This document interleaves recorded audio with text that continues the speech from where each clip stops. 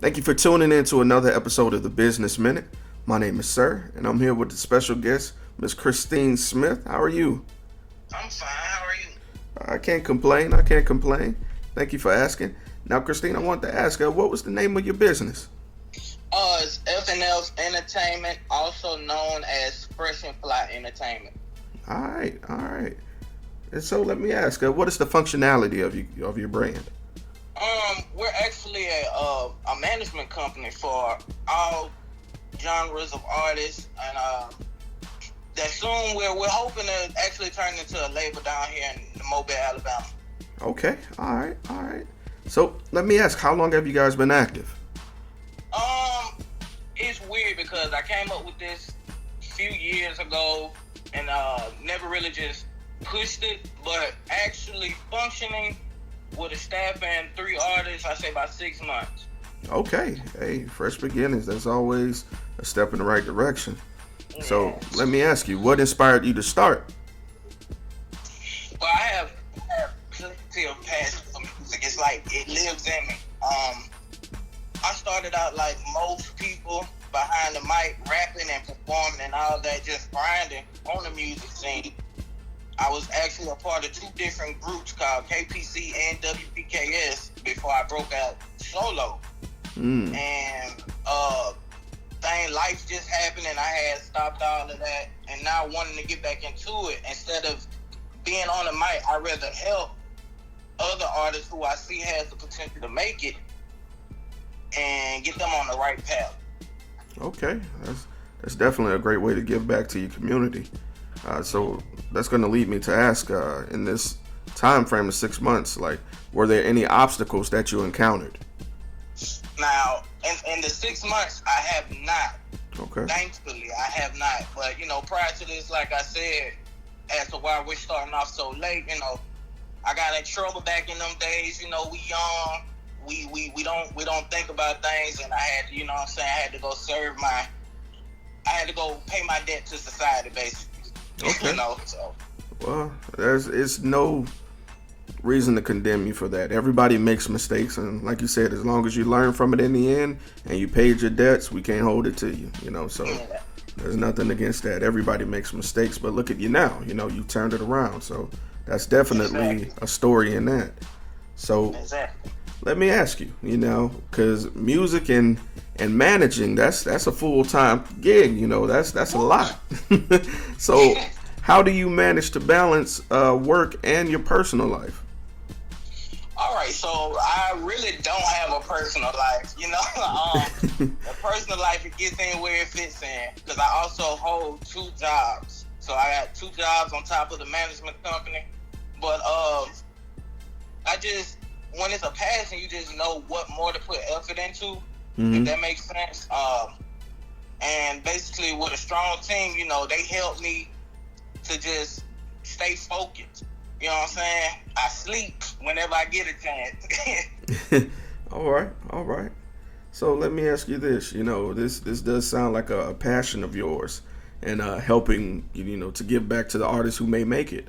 Was there any experience that you've had, or like something that happened that would probably be the most memorable moment for you?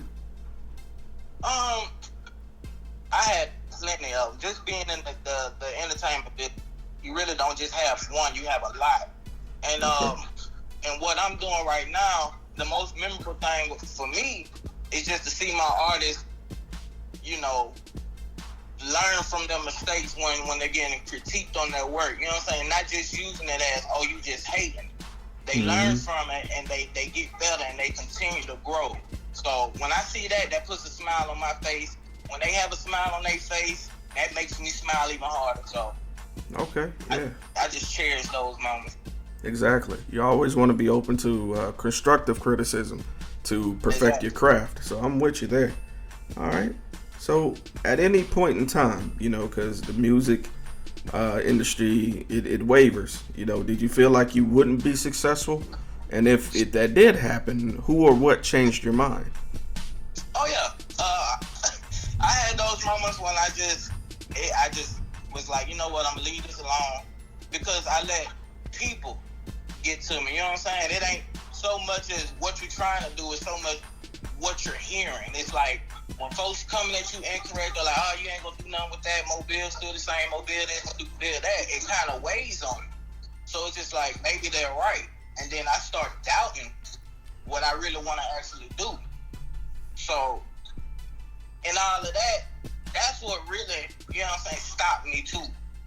But now it's a whole turnaround, so it's just like I ain't listening to what nobody say. If this is what I'm gonna do it.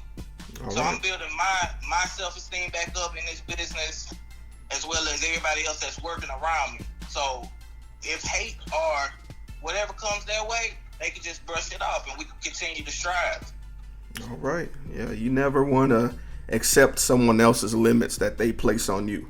You know, right. So I respect that. Good creed to live by.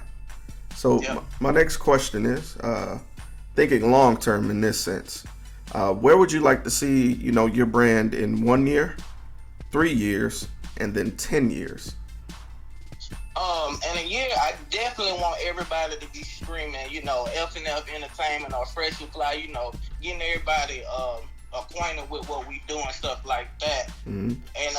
And actually having the city back us, you know, because it's hard. Now, I'm going to tell you, Mobile's a hard city, but it has so much potential and talent in the city that, you know what I'm saying, we can try to branch out or push out these artists, and we could be the next, you know, Atlanta or New York, California, you know what I'm saying? Mm-hmm. I'm gonna put 3 and 10 years together, because in music, you know what I'm saying, it might go fast, it might not, but in 3 to 10 years, I want to take it either, you know, hopefully we're nationwide and then globally after that, you know what I'm saying? Wall Street, you know, getting stocks, you know, stuff like that. Just a major label, you know, where artists can come from different cities to come down to our city and be like, hey, I want to sign with y'all, or let me see what y'all doing. You know, it's about bringing people in the city, and our people stop leaving the city to make it out. Yeah, I understand. I love that response. You have a sense of love for the city that's genuine, and I like that. Yep. All right. So, and this is really our wrap-up question, and I always dedicate this question to everybody that's listening. So, what words of encouragement would you have for somebody else who's about to take that leap of faith? Like, what words of encouragement would you have for them?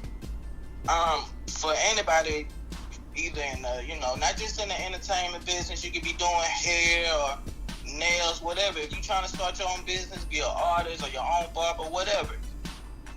If you vision it, create it, push it, and strive, you can get through it. Never let somebody else tell you what you can't do. All right. I love it. And with FNF Entertainment, I want to ask if anybody want to get in contact with you or just want to show their support to you. Was there any way they could reach you?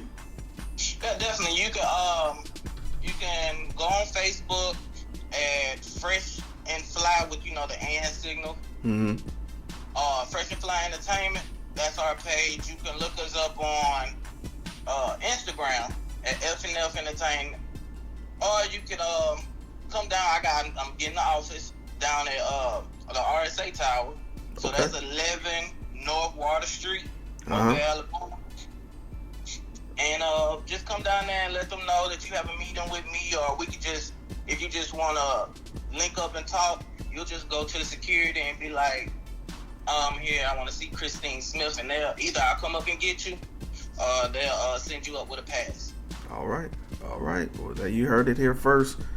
Christine, thank you again for letting us be the outlet to tell your story. I do wish you the best, and hopefully we'll be able to get you in on the podcast one day.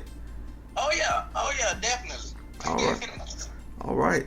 Well, once again, Christine, thank you again. God bless.